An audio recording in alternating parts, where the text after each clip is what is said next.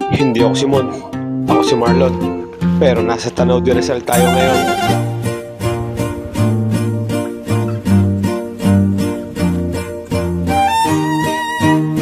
Kaya tara, samahan niyo ako dito.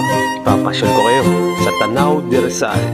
Dito nga pala matatagpuan yan, sa bayan ng Rizal, sa Laguna. Dito nga pala ako dumaan, sa may landing point. Tingnan nyo naman ang view, napakaganda at talaga namang nasa kabundukan ka na. At eto na nga, nakarating na tayo dito sa Tanaw de Rizal. Shoutout sa'yo, Tony Berok Tanaw. Medyo tanghali na pala ako nung nakarating, kaya medyo masakit na rin, nainit. At dito ka nga pala magbabayad, entrance fee na 80 pesos. Pero nakalibre ako. Shoutout kay Kaloy at kay Kenneth na nagbabantay dito. At kung nagutuman kayo sa biyahe, huwag kayong maglala dahil may mga kainan dito. At eto nga pala ang mga menu nila.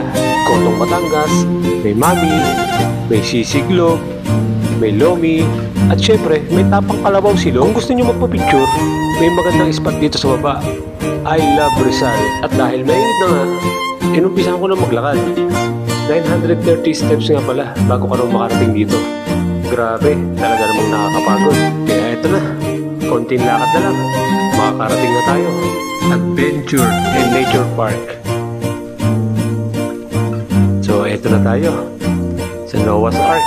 At pagpasok mo dito, ito agad ang bubungad sa'yo, ang malaking krus.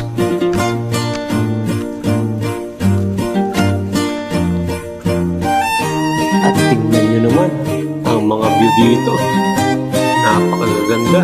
At kahit saan ka tumingin, talaga namang marirelax ka dahil sa magagandang tanawin. At pumunta naman tayo dito sa isang beauty. At ayun na nga, may nakita pa tayo ng mga nagbabike. Grabe, ang lalakas nila. Dahil hindi biro ang ahon dito bago ka makarating. At andito na nga tayo sa Eagle's Eye Observation Deck. Grabe, ang tanawin dito. Kitang-kita mo ang bayan ng San Pablo. So ayan guys, grabe, ang ganda dito. Kaya pumunta na kayo. Ayos na ayos talaga dito. Tingnan nyo naman. Kala mo, nasa ibang lugar kayo. At bumalik na nga pala ulit tayo sa taas. So ayan, maganda na.